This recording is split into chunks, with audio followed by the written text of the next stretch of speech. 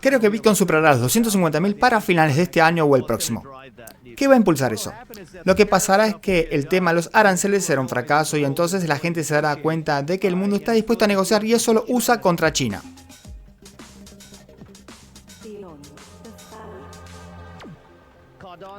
Cardano está compitiendo por convertirse en uno de los actores principales en el ecosistema cripto del futuro. Ha sido construido como una blockchain segura y respetuosa con el medio ambiente. Su token asociado ADA es la 10ª criptomoneda más grande del mundo y actualmente está valorado en $20.500 millones en capitalización de mercado. Por supuesto, eso está lejos de alcanzar a Bitcoin, que supera el $1 billón en capitalización de mercado al momento de esta grabación. Entonces, ¿puede Cardano convertirse en la próxima gran fuerza en el mundo cripto?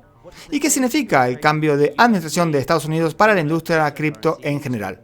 Estoy emocionado de decir que este es uno de los primeros episodios que lanzamos de Beyond the Valley como video podcast que pueden encontrar en cnbc.com, YouTube, así como en Spotify, Apple y donde sea que escuchen sus podcasts. Ahora permítame presentar a mi invitado muy especial para este episodio. Ha estado en el espacio cripto por más de una década y en ese tiempo ha traído mucha innovación al mercado. Dato curioso, también tiene un rancho en Wyoming, en Estados Unidos, Charles Hoskinson, fundador de IOHK, fundador de Cardano y cofundador de Ethereum. Muchas gracias por acompañarnos en Beyond the Valley. Bienvenido a París. Charles, hay mucho que hablar y queremos conversar sobre tu rancho y algunos de tus otros pasatiempos también que son fascinantes, también tu restaurante, pero ¿cuánto tiempo llevas en el mundo cripto? Bueno, estoy en esto desde 2011, así que ha pasado mucho tiempo, casi 15 años. ¿Y qué fue lo que te atrajo? ¿Qué viste? ¿Cuál era la visión?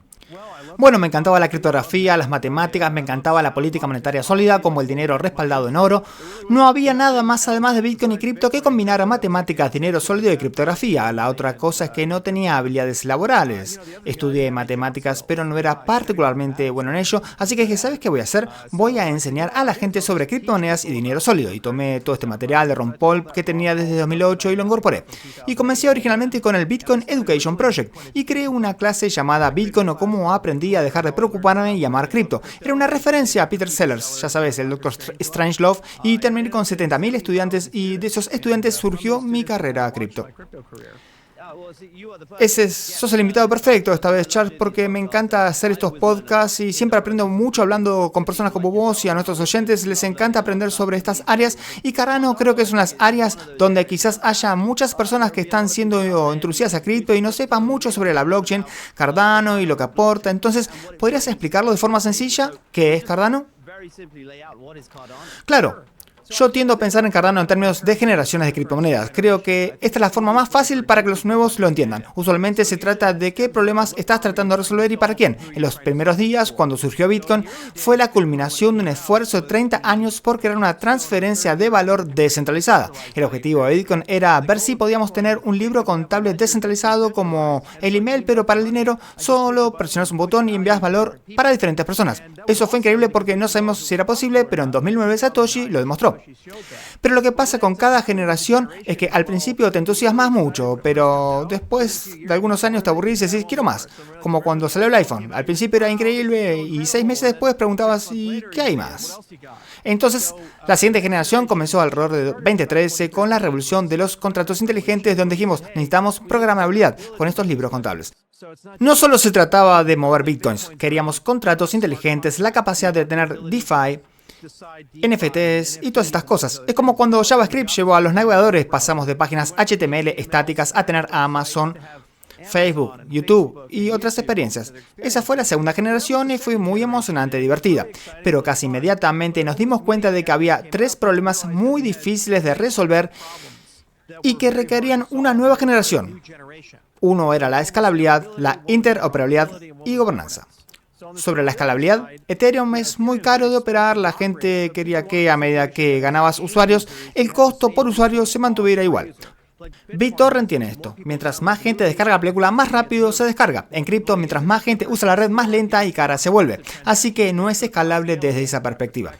La interpretabilidad es que tenés cientos y no miles de blockchains y tenés mucha infraestructura del legado como bancos y todas estas otras cosas y todas tienen que comunicarse entre sí. Es como Wi-Fi, necesitas un momento Wi-Fi. Y luego la gobernanza es como, ok, ¿cómo actualizas estos productos? Cuando pensás en un producto, tenés algo como Apple con el iPhone, Windows con Microsoft o algo así. Entonces miras a Microsoft y decís, ¿cuál es la siguiente versión de Windows? Miras Apple, ¿cuál es el siguiente iPhone? Bueno, estos son protocolos complejos. ¿Cómo los actualizas si están descentralizados? ¿Quién es la empresa? Se supone que debe ser descentralizado. Entonces necesitas una capa de gobernanza para poder resolver bifurcaciones, gestión de tesoro, actualizaciones y este tipo de cosas. Así que la tercera generación cubrió eso. Ahora hay una clase rica de protocolos en ella, como Cardano, Aptos, Sui, Solana, y estamos como a mitad de camino de esa generación y estamos logrando grandes avances. Gracias por explicar eso, Charles, porque vamos a profundizar más en cada una de esas tres cosas. Creo que son clave para el futuro. Y solo para que nuestros oyentes lo sepan, ya hemos hecho explicaciones sobre la tecnología blockchain y los libros contables distribuidos y cómo funcionan esos. Ahora, ¿puedes explicar también, solo para ayudar a nuestros oyentes, el rol del token, el token ADA y su relación con la blockchain Cardano? Típicamente los tokens sirven como medios de transferencia de valor y almacenamiento de valor. Eso es más o menos lo que hace Bitcoin. Pero en el caso de los sistemas de prueba de participación, también tenés tokens involucrados en el consenso del sistema, lo que significa que mantienen el estado del libro contable, así que es lo que usás para hacer bloques, y además también pueden estar involucrados en la gobernanza, lo que significa que en realidad actualizás el sistema, votás sobre el uso de recursos del sistema basado en el token. Cardano hace las tres cosas, es un portador de valor, está involucrado en el consenso, está involucrado en la gobernanza y también es combustible para los contratos inteligentes dentro del sistema. Así que se mide de esa manera. Así que entre ese conjunto probablemente sea el token más sobreutilizado. Hace de todo, pero de ninguna manera es único en ese sentido. Con Ethereum, Ether sirve como la tarifa para los contratos inteligentes, para el consenso y para el almacenamiento de valor, pero no hace gobernanza, mientras que en Polkadot hace las cuatro. Interesante. Así que solo para ser claros, los contratos inteligentes, muchas personas quizás no hayan oído hablar de estos elementos, son casi como estos contratos autoejecutables, ¿verdad? Contratos programables que se ejecutan una vez que se cumplen ciertas condiciones y a menudo la transferencia de valor involucrada en eso puede ser realizada a través de un token como ADA. Sí, en general, en una relación financiera tenés una colección de parámetros alrededor de un token o transacción y usualmente tenés alguna forma de mecanismo de transferencia de valor. Así que puede ser un token, una moneda estable, algo así. Tenés algún tipo de concepto de identidad como Alice a Bob o de cuenta 1 a cuenta 2. Típicamente tenés metadatos alrededor de eso. El quién, qué, cuándo, dónde, por qué. Y luego usualmente tenés un entendimiento contractual de cuáles son los términos y condiciones detrás de por qué se está realizando ese pago. Por ejemplo, te doy $100 si cortas mi césped. Eso es un contrato. Voy a hacer esta cosa compleja de finanzas tradicionales que va a involucrar a múltiples estados, nación y empresas si hay términos y condiciones fuertes. Eso también es un contrato, así que los contratos son muy elásticos. Pueden ser relaciones muy simples o relaciones muy complejas. Y lo que puedes hacer es tomar muchas de las cosas que hacemos en finanzas, ya sea exchanges, emisión de activos, valores o lo que sea, y puedes representarlas como un programa. Y ese programa puede contener todos los términos y condiciones detrás de lo que estoy permitido hacer, lo que no estoy permitido hacer, cuándo puedo vender, cómo puedo vender, pueden las personas revertirlo, pueden congelarlo, todas estas cosas. Si fuera yo como arquitecto de protocolos tratando de resolver todo, tendría que descubrir cuáles son los 10, 15 casos de uso principales, pero eso no tiene sentido. Entonces, en lugar de eso, preferís tener un lenguaje de programación. Por eso me gusta hacer la analogía de JavaScript para el navegador web, porque desde esa perspectiva la web es lo que vos querías que sea. Bingsurf no podía imaginar cómo iba a verse Facebook, cómo iba a verse Amazon. Les das un lenguaje y entonces pueden construir Amazon y pueden construir Facebook. Así que, de forma análoga, si te doy un lenguaje de programación financiera, puedes usarlo para construir cualquier relación financiera arbitraria entre muchas partes arbitrarias en un sistema global. Y cuando hablamos de tecnología blockchain, obviamente hablamos de que es descentralizada y que hay varios tipos de nodos que sostienen la red hasta cierto punto. En Bitcoin están estos mineros que efectivamente minan Bitcoin, validando estas transacciones. Cardano funciona de manera un poco diferente y vos lo insinuaste ahí con el token ADA y este tipo de blockchain de prueba de participación en lugar de prueba de trabajo. Entonces, ¿puedes explicar qué significa esto en relación con poseer el token ADA?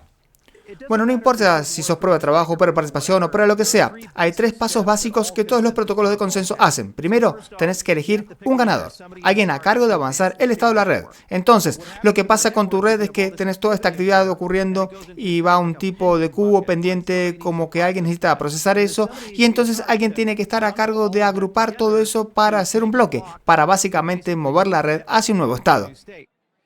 ¿Cómo elegís a esa persona? Con prueba de trabajo es un proceso de minería, la gente hace un montón de cómputo, eventualmente alguien gana el bloque y entonces es la persona que tiene permitido avanzar la red. Con prueba de participación es exactamente lo mismo, en que es un grupo grande de personas, pero en lugar de trabajo es recurso y tu probabilidad de ganar es proporcional a cuánto del token posees. Así que si tenés el 30% del token, el 30% del tiempo ganás el derecho a hacerlo. Los otros 2 pasos son exactamente iguales. Tenés que hacer el bloque y luego la red tiene que aceptar el bloque, ya sea que seas prueba de trabajo o prueba de participación, igual haces bloques. La red los tiene que aceptar. La única variación es que si lo haces a través de cómputo o a través de propiedad de activos. La ventaja que tiene la prueba de participación es que es muy barata, tiene un consumo de energía muy bajo y es muy rápida de hacer a través de una lotería sintética como los activos, en comparación con la prueba de trabajo. Porque en la prueba de trabajo, cuanto más alto es el precio del token, más competencia entra, más recursos tenés que gastar para hacer el bloque. No se sabía durante mucho tiempo si la prueba de participación era segura o no, y tomó como 10 años de investigación y desarrollo llegar a los cinturones y tirantes necesarios para que funcionara a escala. Pero ahora que funciona a escala, puedes obtener un rendimiento mucho más alto y un tiempo de liquidación mucho más rápido. La liquidación típicamente puede hacerse en segundos o minutos en lugar de horas. Charles, danos una idea de lo que se está construyendo ahora mismo en Cardano. ¿Qué es lo que más te entusiasma? ¿Cuáles son algunas de las aplicaciones y servicios más emocionantes que estás viendo construirse? Absolutamente, tenemos una colección que es genial. Una que realmente me encanta es Book.io. Y es tan fácil de entender, es una idea tan obvia que uno se pregunta ¿por qué no más personas están haciendo esto? Cuando tenés libros o lo que sea en el mundo digital, típicamente no sos dueño de ellos. Son alquilados. Obtenés un libro, está en Kindle y en cualquier momento Amazon podría despertarse, presionar un botón y borrar tu libro. Así que en el mundo físico, si compro un libro, lo tengo en mi mano. Alguien tendría que entrar a mi casa y robarlo. Entonces, ¿hay una manera de que puedas crear una característica casi física en el mundo digital? Y eso es lo que está haciendo Book.io. Compras algo, obtenés un NFT, representa esa propiedad intelectual, ese activo es tuyo y está descentralizado. Nadie puede recuperarlo. Y puedes hacer eso con un video, audio, con libros, con todas estas cosas. Eso está en la red Cardano y ya se han desplegado miles de cosas interesantes ahí. Otro es World Mobile. Es una infraestructura física descentralizada. Básicamente es como un proveedor de Internet descentralizado. Sería genial tener un proveedor de servicio de Internet que no sea un monopolio y que no esté controlado por una sola entidad, sino que sea un recurso descentralizado y cualquiera pueda proveer ancho de banda. Es como minería de ancho de banda, así que ese es otro gran proyecto. Y tenemos todas las cosas usuales. ¿Qué esperás? Exchange descentralizados, mercados NFT como JPG Store. Así que ahora hay cientos de proyectos en Cardano y mucha actividad en él. Hablemos de algunos de esos problemas que mencionaste, los desafíos en torno a la escalabilidad de la gobernanza y la interoperabilidad. En lo que respecta a Cardano, todavía es más pequeño que Ethereum, con menos desarrolladores, pero también está creciendo. ¿Cómo llegas al punto en el que puede volverse rápido, puede sostener esa escalabilidad, ese crecimiento y la cantidad de personas usando la red? No hay una solución mágica para la escalabilidad. Es uno de los problemas más difíciles en ciencia de la computación. Por eso, cuando construimos Cardano, comenzamos en el mundo académico y trabajamos nuestro camino hacia la industria, en lugar de comenzar en la industria e ir hacia la academia.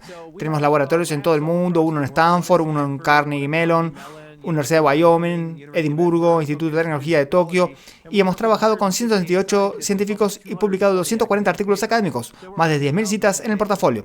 Así que hay un núcleo científico revisado por pares muy sólido. Y lo que hace a la ciencia por vos es darte el arte de lo posible. Básicamente te dice qué podés y no podés hacer teóricamente. Todavía tenés que construirlo, aún tenés que contratar ingenieros, tenés que pasar por todo el proceso. Pero lo que no querés es que la ciencia te diga básicamente que es imposible, pase lo que pase. Entonces el primer paso fue construir una base científica de cómo se ve la escalabilidad y cuáles son los límites y capacidades máximas de la escala. Típicamente la escala la miramos desde la lente de lo que se llama el trilema blockchain. Hay una relación incómoda entre la velocidad del sistema, el nivel de descentralización del sistema y el nivel de la velocidad del sistema, la descentralización del sistema, y por alguna razón simplemente no puedo recordar la tercera cosa. Lo siento mucho, aún estoy con un poco de jet lag por venir aquí. pero ya me vendrá en un momento. Pero el teorema blockchain básicamente tiene estos tres atributos y se tiran entre sí. A medida que tu sistema se vuelve más descentralizado, tendés a ralentizar el sistema. Y si tu sistema se vuelve más seguro, tendés a ralentizar el sistema. Y en muchos casos dañar la descentralización. Así que es la seguridad. Disculpa. Ahí está. Sí, velocidad, seguridad y descentralización. Eso lo van a recortar en internet y atacarme por ello. Pero bueno, entonces necesitas innovación científica para poder mover ese perfil de compromisos, porque es muy fácil hacer un sistema súper rápido si estás dispuesto a centralizarlo. Como si corre un servidor de Amazon y tiene millones de transacciones por segundo, probablemente es un pequeño clúster de servidores. Pero si quieres ejecutar un protocolo como Bitcoin a escala global y ser muy descentralizado, tendés a tener una tasa muy lenta de TPS. Bitcoin corre a 7 transacciones por segundo ahora mismo con la configuración que tiene. Así que lo que hemos hecho con Cardano es construir toda una familia de protocolos que se extienden como un telescopio, y lo que hacemos es mirar a través de diferentes lentes. Vemos cómo preservar una resistencia bizantina del 50%, lo que significa que tu seguridad depende de que la mitad o menos de la red sea adversaria, pero aún así es altamente descentralizado, porque en realidad somos unas criptomonedas más descentralizadas, pero también tener protocolos que permitan un rendimiento rápido. No ha sido fácil, como mencioné, publicamos 240 artículos y hemos estado avanzando sistemáticamente paso a paso, y lo que ha pasado es que hemos llegado a un punto donde creemos que tenemos un buen perfil de compromiso. Algunos optimizan, como Solana, que está altamente optimizada para escalar, obtiene un rendimiento muy alto, pero es muy costoso ejecutar un nodo de consenso. Solo unas pocas personas pueden ejecutar un nodo de consenso, literalmente cuesta millones de dólares ejecutar esa columna vertebral, pero también la cadena es enorme, tiene cientos de terabytes de tamaño, así que no puedes tenerla en un celular ni en una computadora portátil o de escritorio, pero es muy rápida. Están esas cosas que necesitas equilibrar. Sí, y si lo hiciste bien, orgánicamente se vuelve más rápido con el tiempo. Tienes un conjunto grande y heterogéneo de productores dentro de un sistema. Así que todos usan muy pocos recursos, y también tu resistencia bizantina sigue estando por encima del 30%, idealmente el 50%, así que usualmente tus puntos de control son la mitad, un tercio o un cuarto, y eso depende de la naturaleza del protocolo. Hay mucha ciencia informática sutil ahí y hay muchas piezas móviles, pero la clave es que debes construirlo de una manera en la que orgánicamente se vuelva más rápido con el tiempo, pero conservas lo que tenés. La otra pregunta es, ¿cómo se miden estas cosas? ¿Cómo se miden las transacciones por segundo? ¿Cómo se mide la descentralización? ¿O cómo se mide la seguridad? Entonces, la seguridad es un poco más fácil porque tenemos conceptos de sistemas distribuidos que existen desde los años 80 con personas como Leslie Lamport y otros sobre cómo pensar la seguridad en sistemas distribuidos. Pero es mucho más difícil cuando pensás en descentralización y rendimiento, porque no todas las transacciones son iguales. Cardano tiene un modelo contable diferente al de Ethereum. Ethereum tiene un modelo contable basado en cuentas. Nosotros tenemos el modelo como hay Bitcoin, UTXO. Una transacción en Cardano puede ser muchas cosas al mismo tiempo, mientras que una transacción en un sistema basado en cuentas tiende a ser muy secuencial. A, luego B, luego C, luego D. Así que si tengo 5 transacciones ahí, podrían ser una sola transacción en Cardano, por ejemplo. Eso es comparar manzanas con naranjas, y es lo mismo con la descentralización. Creamos algo llamado el índice de descentralización de Edimburgo, y ahí trabajamos con la Universidad de Edimburgo para intentar medir la descentralización. Estamos tratando de llegar a un número único que sirviera para todo. Pero resultó que hay 8 lentes diferentes entre los cuales se puede mirar la descentralización. No se puede obtener un número único que sirva para todo. Hay que mirarlo desde distintas perspectivas, como la tokenómica, el consenso, la pila de red, y lo que termina ocurriendo es que algunos sistemas estarán muy descentralizados desde un lente, pero muy centralizados desde otro. Tal vez el desarrollo del código, por ejemplo, y solo hay una fundación o algo así. Y de nuevo, con Cardano lo que hemos tratado de hacer es crear un ecosistema muy equilibrado donde la descentralización es extremadamente balanceada. Hablemos del tema de la gobernanza, porque eso está relacionado con la descentralización. Supongo que cuando pensamos en una empresa que cotiza en bolsa, hablamos de sus accionistas, aquellos que compran acciones en esa empresa y que pueden votar y estar en la junta. Cuando pensamos en gobernanza en términos de un protocolo, como Cardano, ¿qué significa exactamente? Gobernanza en cadena. Bueno, primero tenés que decir si querés un gobierno en absoluto, si querés una institución que gobierne, o si querés una gobernanza completamente descentralizada. Bitcoin es anárquico, no tiene gobierno. La ventaja ahí es que no puedes cambiar nada. Y en Bitcoin, si hablas con un Bitcoiner, te dirá que eso es una característica o un error. Nos gusta mucho que no se pueda cambiar nada. Eso es genial, pero el problema es que no puedes actualizar. Entonces, ¿cómo agregas contratos inteligentes a Bitcoin? ¿O cómo haces que Bitcoin sea post-cuántico cuando lleguen las computadoras cuánticas y lo ataquen? Es muy difícil. Taproot, por ejemplo, que es una gran actualización a Bitcoin que ocurrió recientemente, tardó 8 años y medio abrirse camino. Es un ritmo de actualización muy lento. Y aún así no puedes cambiar cosas grandes como la prueba de trabajo, la estructura del bloque o este tipo de cosas. Así que yo argumentaría que necesitas tener un gobierno. La pregunta entonces es, ¿qué es un buen gobierno? Ahí pasamos los últimos 2 años respondiendo a esa pregunta en Cardano. Creamos un gobierno tripartito que toma dos conceptos importantes, una república constitucional y democracia líquida, y los combina. Y tuvimos que hacer de todo, desde escribir una constitución y hacer que se ratificara en cadena, lo cual preserva los derechos de las personas que usan el sistema, hasta crear un mecanismo mediante el cual las personas puedan elegir funcionarios o delegar participación en otras personas. En el lado de la democracia líquida, delegas el control de tu token ADA a representantes y es muy fluido, así que puedes cambiarlo cuando quieras. Y luego, con el comité constitucional en el sistema, en realidad elegís personas. Lo equilibramos de tal manera que puedes hacer 7 tipos de acciones de gobernanza diferentes, desde actualizar el sistema hasta gastar la tesorería en cadena. Cardano tiene su propio dinero. Hay 1.500 millones de dólares en ADA que controla la propia cadena. No está en alguna fundación o institución, está en realidad en cadena. Es un contrato inteligente. Bueno, en realidad incluso va más allá de un contrato inteligente, se mueve hacia uno. Y entonces las personas en la cadena pueden controlar eso y hacer presupuestos anuales y cada año mantenerlo tal como lo haría un Estado-nación y pagar sus preocupaciones de marketing, crecimiento y todas estas otras cosas. Así que es un gobierno del servicio completo, muy difícil de construir. 50 países estuvieron involucrados en la redacción de la Constitución y justo ahora la estamos activando. La otra cosa sobre esto es que para que un gobierno sea efectivo, típicamente hay 3 prioridades que debes tener en cuenta: integridad, eficiencia y eficacia. Tu gobierno debe preservar la integridad del sistema. Entonces, si decís que solo habrá 40.000 millones de tokens y que es deflacionario, entonces más te vale que así sea. Eso es integridad dentro del sistema. La eficiencia es que tan rápido tomas decisiones y la eficacia es que tan buenas son las decisiones que tomas. Entonces, tenemos un proceso presupuestario, es un presupuesto anual. Toma un mes hacer un presupuesto o 6 meses.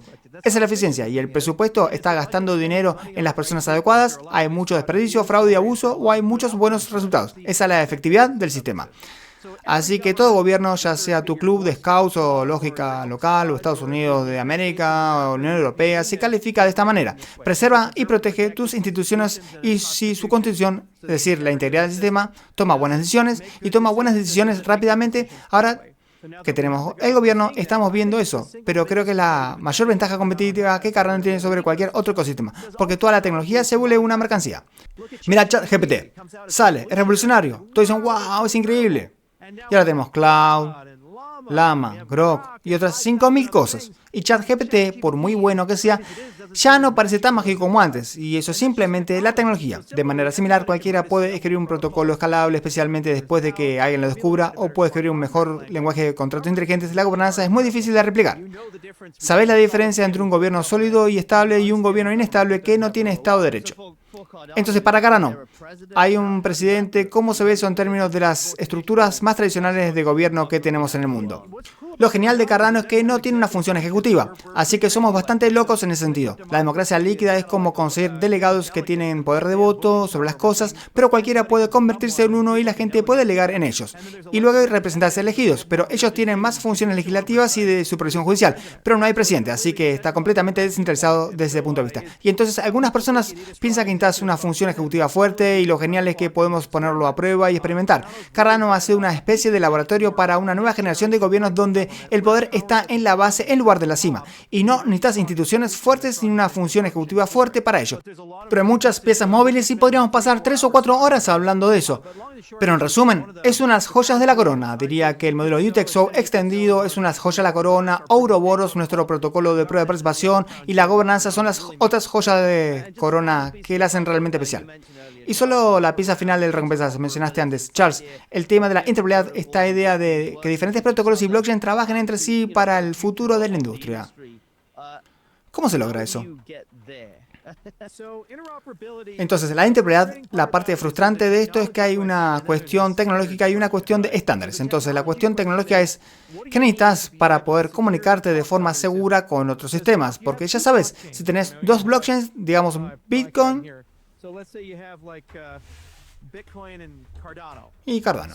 Si alguien te envía Bitcoin hacia Cardano o algo de ADA hacia Bitcoin, ¿cómo sabe Bitcoin que el ADA que recibiste es real y no ha sido gastado 2 veces o viceversa?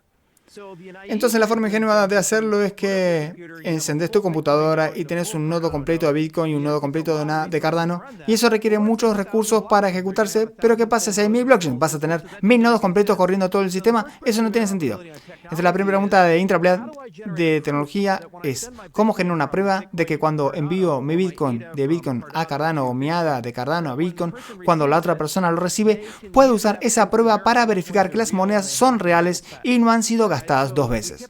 Normalmente lo llamamos criptografía de conocimiento cero, cosas por el estilo, y hay muchos estándares e ideas que la gente está desarrollando para estas transacciones entre cadenas. Esa es una parte. La otra parte es la adopción. Entonces, incluso si tenés la mejor prueba del mundo, ¿puede el otro sistema entenderla? Y ese sistema lo adaptará y podrá integrarla en su software. La buena noticia es que en el lado tecnológico hemos llegado a un punto donde la criptografía de conocimiento cero ha evolucionado hasta el punto en que tenemos pruebas bastante buenas que podemos poner en la red para mover valor o información entre sistemas. El problema es que aún no hemos tenido nuestro momento Wi-Fi o Bluetooth, donde tenemos un estándar único que todos siguen y entonces todo es interpretable. Y tu teléfono se conecta igual que lo hace con Wi-Fi y entonces lo que ves es correcto. Pero hemos progresado mucho como industria y ha ayudado a que haya muchas entidades metacadena, como Chainlink, Layer Zero. Tenemos Midnight, hay docenas de cosas que la gente está creando que intentan avanzar en la interoperabilidad, pero es mucho trabajo. ¿Es la competencia un problema donde tenés quizás otras blockchain que dicen, bueno, nosotros creemos que somos el estándar de oro y no necesitamos trabajar con nadie más? Sí y no, pero cuando lo pensás, tomás un paso atrás y decís, podría ser un maximalista, pero entonces me niego a mí mismo toda la liquidez y los usuarios y el valor de toda la industria en conjunto. Digamos que vivís un ecosistema de 100.000 millones de dólares. Bueno, Bitcoin es más grande, más de $1 billón. Digamos que vivís en Bitcoin. Bueno, el mundo financiero tradicional es aún más grande, cientos de billones de dólares. Así que, obviamente, siempre hay un pez más grande y lo que querés es la capacidad de que todos hablen entre sí para que el valor, los usuarios y la información puedan fluir libremente entre los sistemas. Y entonces lo que importa es quién tiene la mejor experiencia de usuario y quién tiene las mejores aplicaciones. Ese es el que va a ganar. Charles, quiero mover la conversación un poco hacia lo que está pasando en el mundo mientras grabamos esto. Te pregunté antes sobre el presidente. Ahora mismo hay un presidente dominando la conversación globalmente y es el presidente Donald Trump en Estados Unidos y los aranceles que ha impuesto a 180 países alrededor del mundo también. Eso es lo que está dominando los mercados en este momento, ya sean mercados de acciones o también los mercados de cripto. ¿Cuál es la visión desde la industria cripto en este momento con respecto a lo que significan los aranceles y el estado del comercio mundial y la economía global para la industria? Es como ese meme donde los tipos están ahí parados en la horca con la soga alrededor del cuello y uno le dice al otro, es la primera vez, ¿no? Sí, cuando empecé en cripto, Bitcoin estaba por debajo de $1. Lo vi subir a 30, bajó 4, subir a 250, bajar a 80, subir a 1200, bajar a 250, subir a 20.000, bajar a 4.000, subir a 68.000, bajar a 25, todo el camino hasta 100. Lo he visto subir y bajar, subir y bajar, subir y bajar. Y ya sabes, el panorama macro cambia. Hemos vivido con Obama, hemos vivido con Trump 1, hemos vivido con Biden y ahora tenemos Trump 2. Los presidentes cambian, el entorno macro cambia. La verdadera pregunta es, ¿con cada generación estamos ganando usuarios, estamos ganando liquidez y estamos ganando utilidad como sistema? Cuando empecé había menos de 1 millón de personas en cripto. De hecho, había menos de 100.000 personas en cripto globalmente. Ahora tenemos 550 millones de personas. Mira Argentina. Es una economía de 700.000 millones de dólares. Uno de cada 7 dólares en su economía está en cripto. Hay 100.000 millones de dólares en cripto ahí. Pensá en eso. Vietnam, 32% de la economía es cripto. El 32% de la gente tiene cripto ahí. En Nigeria es el 25%. Así que tenés Estado-nación adoptándolo. Tenés cantidades masivas de riqueza que han entrado en el espacio. Así que mientras hay aranceles, eso es una preocupación efímera. Va a haber una guerra comercial por un tiempo. Lo que termina pasando es que cripto se beneficia a largo plazo. Porque geopolíticamente nos estamos moviendo de un orden internacional basado en reglas a un conflicto entre grandes potencias. Somos bastante jóvenes, así que hemos pasado toda nuestra vida adulta bajo un orden internacional basado en reglas, pero nuestros padres y abuelos vivieron bajo el conflicto de grandes potencias. Era Estados Unidos y la Unión Soviética enfrentándose, así que no importaba cuál era el tratado comercial, no importaba cuál era la ley o regla. Si la Unión Soviética quería hacer algo o Estados Unidos quería hacer algo, lo hacían. Y ahora estamos volviendo a un conflicto de grandes potencias. Si Rusia quiere invadir Ucrania, invade Ucrania. Si China quiere invadir Taiwán, lo hará. Así que los tratados no funcionan tan bien y los negocios globales no funcionan tan bien ahí. Así que tu única opción para la globalización es cripto. Si quieres hacer negocios con países que a Estados Unidos no les gusta, que a Rusia no les gusta, que a China no les gusta, en un espacio común global, ya no puedes hacerlo a través de organizaciones de tratados o bancos tradicionales. Solo puedes hacerlo a través de cripto. Si tomas eso y lo combinas con las nuevas leyes que se están aprobando, como el proyecto de ley de estructura de mercado y el proyecto de ley de moneda estable en Estados Unidos y donde MiCA se está consolidando, lo que terminará ocurriendo es que los grandes jugadores, los 7 magníficos, van a entrar en cripto. Eso traerá 3.000 millones de usuarios a cripto. Vas a tener una billetera de criptomonedas en tu teléfono Android, vas a tener una billetera de criptomonedas en iPhone, en Windows, y van a estar usando monedas estables. No es porque Pasapacho de Microsoft diga, vaya, me encanta cripto. Es que odia pagar comisiones.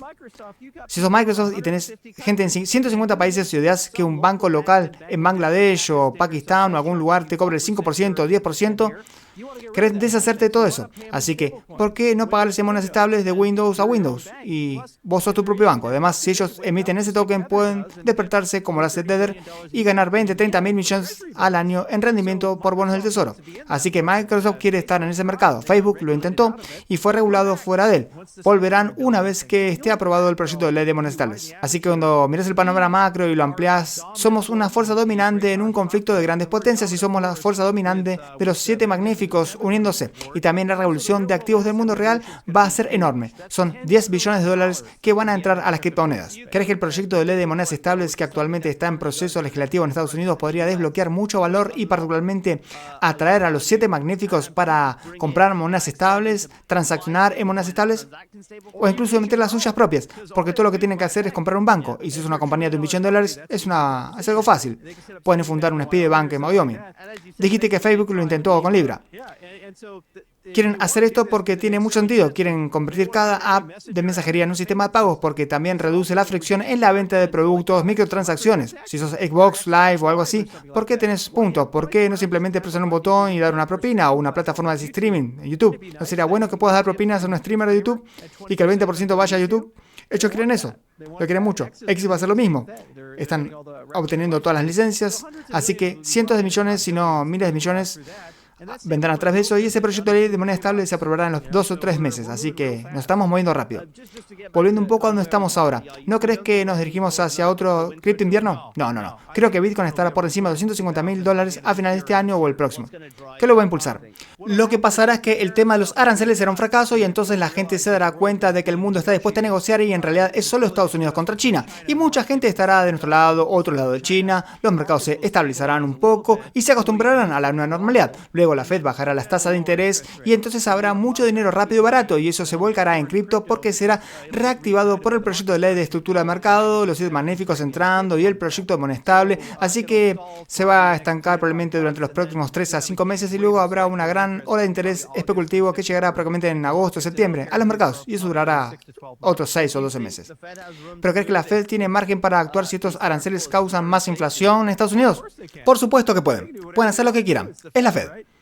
Y además no está claro intrínsecamente cuán inflacionarios serán los aranceles. Hubo un informe del MIT, creo que fue del primer gobierno de Trump, donde analizaron los aranceles de 2018 y aunque eran del 10 al 25% dependiendo del tipo de arancel, la inflación real fue solo del 7%. Es algo muy complejo cuando miras aranceles, precios y todas estas cosas porque la gente puede cambiar insumos, pueden hacer acuerdos comerciales paralelos, pueden producir localmente, también hay rigidez alimentaria, así que puede que tengan reservas de cosas que vayan agotar por un tiempo. Es un juego de gallina que están jugando, básicamente. Mucha gente va a renegociar y creo que llegará a un punto donde estén cómodos con la nueva normalidad. Habrá cierto aumento de precios, pero la cuestión es, ¿será mucho más que la inflación que ya hemos estado enfrentando? Digo, la tasa real de inflación probablemente ha sido del 5% al 7%, si lo pensás bien, especialmente si miras índices como Trueflation en comparación con cómo lo hacemos ahora con los sistemas y métricas de legado. Porque, ¿sabes? Cosas como el petróleo son importantes importantes, la carne es importante, tal vez deberíamos incluir eso en el cálculo de inflación. Así que es una cuestión matizada. Y lo que le gusta hacer a los medios es decir, oh, el cielo se está cayendo y todo está destruido y todo el tiempo estamos entrando en una depresión y Herbert Hoover y todas estas cosas. Es como Microsoft va a desaparecer, Facebook va a desaparecer, toda esa innovación en IA simplemente va a desaparecer, los robots humanoides van a desaparecer, la gente va a dejar de comprar nuestras armas y esas cosas. No, es una economía global grande, diversa, extremadamente intricada. Y solo porque lleguen aranceles no significa que la gente dejará de consumir cosas ni de comprarlas. Charles, ¿cuál es la opinión en la industria en este momento sobre los primeros meses del presidente Trump en el cargo? Él obviamente hizo campaña con una agenda muy pro cripto, abrazó la industria, prometió muchas cosas, hemos tenido la aparición de la Reserva Estratégica de Criptomonedas y hubo cierta sensación de decepción en cierta medida, aunque todavía hay mucho optimismo en torno al hecho de que Estados Unidos ha hecho esto de todos modos. Otras naciones podrían seguir ese ejemplo, pero me encantaría conocer tu opinión sobre cómo hablas los primeros meses del presidente en lo que respecta a tu industria, nada más. Dios mío, Dios mío. Así que pasamos de Joe Biden con Scary Gary, literalmente demandando a cada exchange, viviendo en un mundo kafkiano sin claridad, a un presidente que dijo que iba a indultar a Ross Ulbricht y lo hizo, a un presidente que dijo que iba a crear una reserva estratégica y lo hizo, a un presidente que dijo que iba a crear un grupo trabajo bicameral y usar cripto para aprobar la legislación sobre criptomonedas y eso se va a hacer este año. Cada demanda de peso ha sido revertida, la demanda de Coinbase, la de XRP, Kraken, OKX. Esa se resolvió, la industria se está curando y fue horrible bajo la administración Biden. Así que entiendo que algunas personas estén decepcionadas, creo que eso viene de la frustración porque esperaban un mercado alcista, pero eso no va a suceder ahora. Hay demasiadas cosas sucediendo, hay demasiada incertidumbre, todavía hay una guerra en Ucrania, todavía hay guerras en el Medio Oriente, hay mucho miedo por el comercio, hay conflictos entre grandes potencias. Las criptomonedas no son inmunes al contexto macro y tenemos que atravesar todo esto y resolver estas cosas. Entonces, después de unos 6 o 12 meses, empezamos a tener más estabilidad, empezamos a tener más regularidad en las cosas y en ese momento creo que podremos comenzar a aprovechar la legislación y la estructura.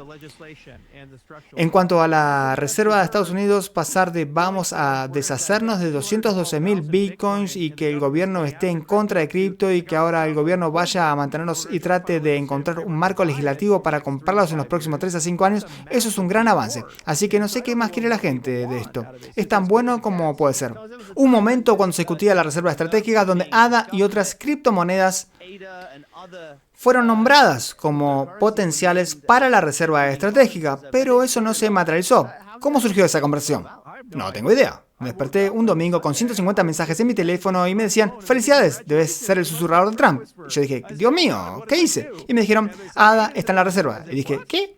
Si alguien me hubiera preguntado, habría dicho, probablemente deberías empezar con Bitcoin. Necesitas crear un sistema de reglas para inclusión y exclusión, pero no diría que se haya descartado o eliminado. Eso es lo que el gobierno posee más de 100 criptomonedas por confiscaciones civiles. Y el primer paso es decir, ok, lo que el gobierno ya tiene, simplemente no lo vendan. Y luego la pregunta más amplia es, ¿cómo debería el gobierno interactuar con el mercado para comprar? Creo que probablemente deberían comprar a través de índices como el Coinbase 50 o cosas por el estilo, porque ya tenés todo resuelto, tenés el balanceo resuelto y simplemente se convierte en un activo estratégico que compras y mantenés. De lo contrario, tenés que entrar en un sistema de calificación y puntuación y hay muchas preguntas complejas que debes responder y también están las disrupciones de mercado. Si el gobierno rebalancea su portafolio y vende, sería catastrófico para el mercado. O si compra, como viste con ADA, fue como un 71%. O sea, comprar un producto tipo ETF. Exactamente. Por eso creo que Coinbase 50 o productos similares probablemente son el camino a seguir si quieren comprar una posición y eso soluciona y esquiva todas esas preguntas difíciles sobre calificación, puntuación y balanceo. Solo estás manteniendo un activo. Lo otro es, ¿quiere el gobierno mantenerlo desde un punto de vista especulativo o de utilidad? Estas también son fuentes de combustible para hacer cosas. Puedes ejecutar las elecciones de una nación en Cardano. Puedes comprar ADA para usarlo para pagar elecciones nacionales, por ejemplo, o para lo que sea que quieras hacer. Mencionaste el MAC 7 y dijiste que tal vez comiencen a entrar en las monedas estables. Una vez que se apruebe este proyecto de ley, ¿crees que el gobierno de Estados Unidos también podría empezar a comprar monedas estables? Bueno, no lo necesitan. Quiero decir, ellos emiten monedas. Están más allá de las monedas estables. Las monedas estables son una manera para que el gobierno de Estados Unidos expanda el dólar estadounidense en jurisdicciones donde no puede entrar fácilmente. Así que ya sabes, mientras El Salvador es una economía dolarizada y tiene monedas estables y tienen dólares estadounidenses flotando básicamente, pero como activo digital a través de un tercero. Lo mismo es el Medio Oriente, lo mismo en África y especialmente en Asia Central, como Mongolia y Kazajistán y otros lugares. Creo que todo lo que tiene que hacer el gobierno es abrir las compuertas y permitir que la gente se dolarice, y así extender el dólar estadounidense a lugares donde normalmente no llega, y en realidad es una gran ventaja competitiva frente al yuan digital. Así que realmente donde las monedas estables van a ser más útiles es como contrapeso a la iniciativa de la franja y la ruta y toda esa iniciativa del yuan digital. Ya sé que muchas de estas conversaciones son delicadas, pero ¿puedes darme una idea de con quién estás hablando, si es que lo haces dentro de la administración Trump y con David Sachs? No hablamos con Trump, hablamos principalmente en el lado legislativo. Ciertamente nos hemos involucrado de vez en cuando con el Poder Ejecutivo, pero ellos se reservan su criterio y es muy difícil saber qué quieren hacer. Las cosas grandes que he estado haciendo han sido hablar con Tim Scott en el Senado y con la Cámara, porque estamos pensando en términos de marcos que duren múltiples administraciones. La Ley de Valores de 1933 fue aprobada hace 92 años. FDR la firmó y el abuelo de Kennedy fue el primer presidente de la SEC. Eso te da una idea de cuánto tiempo pueden durar estas cosas. Así que sí, es genial que a Trump le guste, pero para enero de 2029 habrá un nuevo presidente y cualquiera que sea la ley que se apruebe, tendremos que vivir con ella.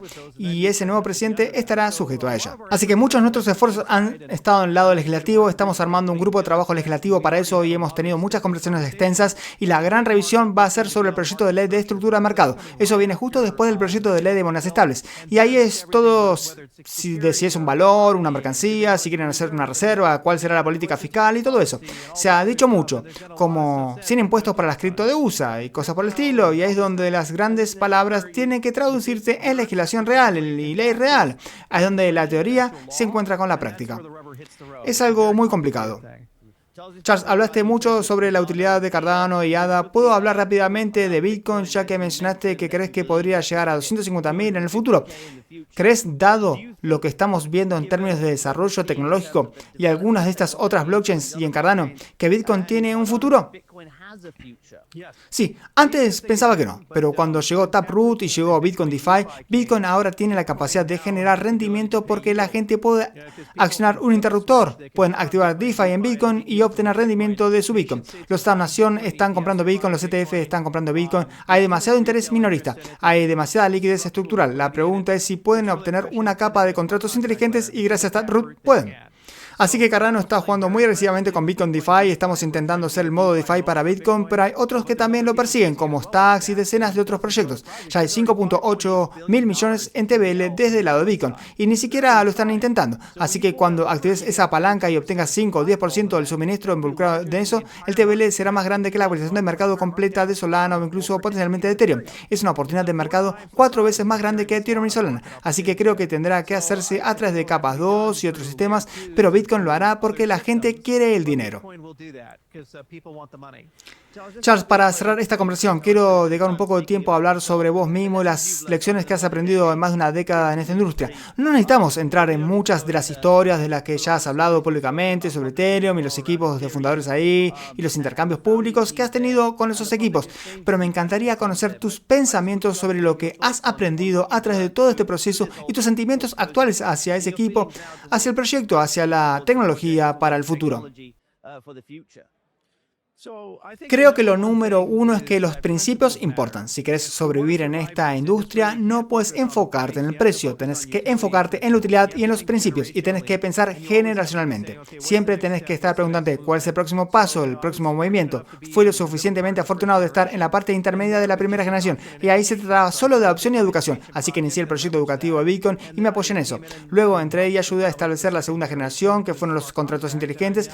Y ahora he sido participante importante en la tercera generación, con escalabilidad, interoperabilidad y gobernanza. Ahora estamos entrando en la cuarta generación, donde nos preocupamos por la privacidad computacional, la abstracción y la identidad, pero siempre tenés que estar pensando en cuál es el próximo gran problema para resolver y por qué estás aquí. Al final del día, nunca he perdido de vista el hecho de que el propósito de las criptomonedas es darle al mundo sistemas económicos, políticos y sociales que no puedan ser malvados por su diseño. Quiero que cada persona sea su propio banco, quiero que cada persona posea su propio dinero, quiero que cada persona esté a cargo de su propia identidad, quiero que la gente sepa que cuando tiene algo hay valor real ahí, hay dinero sólido ahí. Y no importa si estaba dando mi charla TED en su momento, cuando Satoshi lanzó Bitcoin o lo que sea, hasta donde estamos hoy, eso es una verdad inmutable que perdura. Si no tienes esa intención, no vas a sobrevivir en cripto, porque es demasiado difícil, hay demasiados altibajos, hay demasiada volatilidad, toda la regulación brutal, todas estas cosas. Siempre hay una nueva moneda, Solana fue popular, luego Cardano fue popular, luego Solana volvió a hacerlo, ahora tienen su SUI y está de moda, Aptos es la moda, quizás sea el próximo McAfee. Todos dicen ser mejores, más rápidos y más baratos. Lo que mantiene a Cardano relevante, lo que mantiene a Bitcoin relevante son los principios. Y eso es lo que más importa. Y mientras la gente crea en ello, seguirá creciendo y prosperando y la gente estará dispuesta a invertir el tiempo porque todo esto requiere mucho esfuerzo. Tenés que leer documentos, tenés que educarte, tenés que inventar una tecnología, tenés que convencer a la gente, tenés que sentarte en una cafetería junto a alguien y decirle que cripto importa. Y no puede ser porque hiciste un 5X con algo. Eso no es sostenible. Eso no es práctico. Tiene que ser porque esa persona dice, estoy enojado por esta cosa en la sociedad, como la discriminación en la renta o las comisiones altas en los bancos, o como vi un video el otro día, alguien en el Reino Unido quería comprar una moto de 2.500 libras y estaba en el teléfono con el banco intentando retirar efectivo para hacerlo y el banco no lo dejaba. No quiero ver un mundo donde tengo todo ese dinero y tengo que discutir con un banco sobre si se me permite gastar mi propio dinero o no. Dios mío, ¿tiene tanto sentido irse a cripto? Donde yo tengo el control, no un banco, como cuando ocurrió el COVID y toda la gente la eliminaron en plataforma porque no es, hey, el COVID se hizo en un laboratorio. Y luego Facebook suspendía las cuentas. No quiero ver un lugar donde una persona que nunca he conocido es el árbitro de la verdad y decida lo que se me permite decir o hacer. Esos son los principios que importan. Y cripto es la única opción para garantizar eso, porque los políticos siempre te van a fallar, las naciones siempre te van a fallar, las grandes corporaciones siempre te van a joder eventualmente, pero cripto no lo hará. Siempre cripto va a ser tu amigo. Charles, ¿puedo conocer tu perspectiva sobre tu propio liderazgo, sobre el futuro de Cardano y hacia dónde ves que va? Quiero abordar dos cosas. Una fue algo reciente en X, donde un seguidor te llamó un cáncer para Cardano. Y vos le preguntaste a tus seguidores, no entraremos en los resultados, pero la pregunta se debatió mucho en los foros sobre si necesitas ser tan público, necesitas usar esa retórica. Solo quería conocer tu punto de vista sobre esto. Twitter no es la vida. Twitter no es la vida. La vida es esto. Hablamos con personas, conocemos personas, construimos cosas. Twitter es tremendamente valioso para distribuir mucha información. Pero si la gente cree que la persona que tuitea y los tweets son una representación completa de lo que una persona cree y hace, están delirando en su propia cabeza. Primero, la mitad de las personas que tuitean en Twitter son bots. Ni siquiera existen. Y en cuanto a las encuestas, sí, los bots votan en las encuestas. ¿A quién le importa? No es una representación real significativa. La descentralización es otro de esos principios con que tenés que estar comprometido. El objetivo de un fundador es hacerse a un lado. El fundador tiene que construir el protocolo, tiene que establecer las reglas y hacer que suficientes personas crean en ellas para que esas personas puedan asumir el rol de liderazgo y cada año tiene que descentralizarse más. Cada año tenés que estar creciendo. Pasamos de 3 entidades principales a 1000 reps, a una constitución, a un comité constitucional y ahí es donde estamos en 2025. En 2030 seremos 5 a 10 veces más centralizados. Has hablado de entregar Cardano a la comunidad. Por supuesto, está completamente controlado por ella. Ya no tengo ninguna función de gobernanza, no tengo llave de gobernanza ni nada. Son todas las cosas de las que hablamos en los últimos 45 minutos sobre cómo la descentralización avanza hacia un mundo donde estás entregando Cardano a la comunidad. Y ya se ha hecho, hay una constitución, hay todas estas cosas, y si mañana me despierto y digo, ¿sabes qué? No me gusta, quiero cambiarlo, ya no puedo, ya no tengo ese poder. Si muero mañana, Cardano seguirá aquí. Eso fue lo que hizo Satoshi con Bitcoin. Tenés que aprender cuándo estar en la sala y cuándo no estar en la sala. Y también tenés que ser genuino.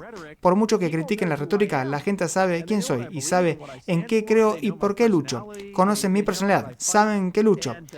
Y si estás de acuerdo o no políticamente, está bien, pero al menos sabes quién soy. Es por eso que la gente o ama o odia a Elon Musk, pero al menos lo conocen como persona. Y Bill Gates, nadie sabe quién es ese tipo. Está por ahí dando vacunas, salvando gente en África, usando su suéter con la fundación Bill y Melinda Gates.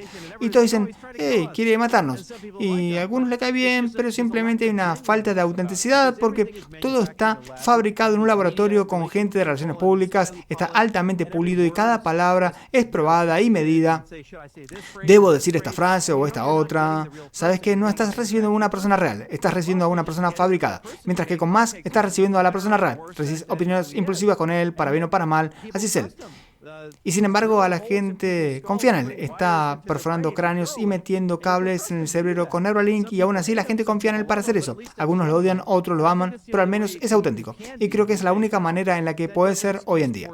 Eso no excusa un mal estilo. Siempre tenés que reflexionar sobre si estás siendo un comunicador efectivo, si estás alejando o atrayendo, y no puedes creer que solo porque lo decís siempre tenés la razón. Tenés que estar siempre consciente de ver si puedes usar otro medio, otro mensaje o interactuar con las personas de formas más productivas. Y he admitido en el pasado que hay cosas que desearía haber podido rehacer, pero todos deseamos eso. Y francamente, si Steve Jobs o cualquiera de esos tipos en los años 70, 80 que construyeron la revolución de la computación hubieran tenido Twitter, no creo que hubieran sobrevivido. ¿Te imaginas a Steve Jobs tuiteando en los 70, 80, 90? Habría sido un desastre total. Así que he tenido que descubrir cómo cambiar mi relación con ello, aún lo estoy intentando, me encantan los componentes genuinos, pero no quiero convertirme en Elon Musk, donde solo recibís un eco de aduladores y esos otros problemas. Y ha causado mucho daño en Tesla con las cosas que ha hecho. Creo que hay un equilibrio saludable entre esos dos extremos. Pero si te vas demasiado en una dirección, terminas siendo una persona falsa como Gates. Si te vas demasiado en la otra, terminas siendo una persona loca como Musk. Así que tengo que encontrar ese equilibrio. Y eso es lo que todos estamos intentando encontrar en la industria cripto. Recientemente mencionaste que la marca de Musk ha sido mala para la marca Tesla y lo hemos visto en las ventas. ¿Qué hay de su influencia en el mundo cripto? ¿Ha sido buena o mala? Esa es la parte loca. Él solo hizo lo de Doge, pero todos en la industria hemos estado esperando que Musk realmente se involucre. Cada año decimos, este va a ser el año que lo haga. X está obteniendo toda esta licencia de servicios financieros, así que dijimos, ok, va a ser una billetera cripto, moneda estable. Aún no ha pasado. Hemos estado esperando que se involucre. Es un diletante en cripto. Ha promocionado algunas cosas y ha hecho algunas cosas, pero es triste porque Tesla podría contribuir tanto, Grok podría contribuir tanto, Grok XAI. Podrían ser una inteligencia artificial descentralizada, eso sería realmente interesante. O Twitter podría ser una red social descentralizada. Eso sería muy interesante. O con Tesla podrían hacer todo tipo de cosas interesantes con cripto en su cadena de suministro, especialmente para probar que las baterías no provienen de los lugares malos en el Congo o algo así, donde hay niños involucrados en la recolección. Simplemente no han hecho nada de eso. Y eso es triste porque tienen toda la gente, el conocimiento, la capacidad y espero que en algún momento se involucren, pero quizás no pueda controlarlo. Tiene esta cosa de que cada vez que se involucra quiere ser el tipo, el punto central y el centro de atención. Intentó hacer eso con Doge y la comunidad de Doge no le permitió hacer la cara y luego se retiró un poco. Lo mencioné al inicio del programa solo para cerrar el show. Tus hobbies, tu rancho en Wyoming, un restaurante, un bar de whisky también. Sí, estamos trabajando en eso. Tenemos un bar de whisky y cigarros que estamos preparando llamado Nessis, allá en Wheelan. ¿Eso es lo que disfrutas hacer en tu tiempo libre? La mitad de mi tiempo es en cripto, la otra mitad está en cosas fuera de cripto. Lo que no es cripto es medicina. Tengo una clínica en Gillette, Wyoming, con 13.000 pacientes y 40 proveedores. Hacemos medicina anti-envejecimiento, regenerativa y atención médica general también. Tengo una empresa de biología sintética donde estamos modificando genéticamente plantas y haciendo cosas interesantes ahí. Tengo una manada de bisontes, tengo 11.000 acres con muchos bisontes. Y luego restaurantes, porque en los lugares donde vivo hay malos restaurantes, así que construyo restaurantes porque quiero buena comida. Soy un tipo gordo, ¿sabes? Tengo que comer estas cosas.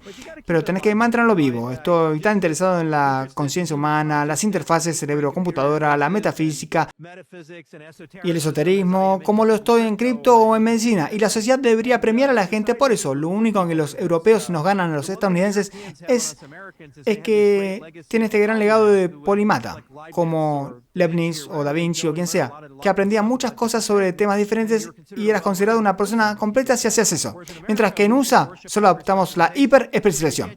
No puedes ser solo un cirujano, tenés que ser un neurocirujano que se especializa en un procedimiento muy particular en niños de 8 años, pero no de 9. Esa es la hiperespecialización de USA y te convierte en una persona muy aburrida porque fuera de esa cosa no tenés nada que aportar a ninguna otra conversación. Así que intento ser equilibrado y leer extensamente sobre muchos temas distintos.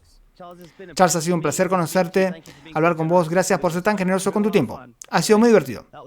Gracias, fue Charles Hoskinson y eso es todo por este episodio de Beyond the Valley. Recuerden que pueden escribirnos a beyondthevalley.cnbc.com si tienen alguna opinión sobre este episodio o sobre cualquier cosa de acá habló Charles aquí. Y síganos, comenten y suscríbanse también. Bye bye.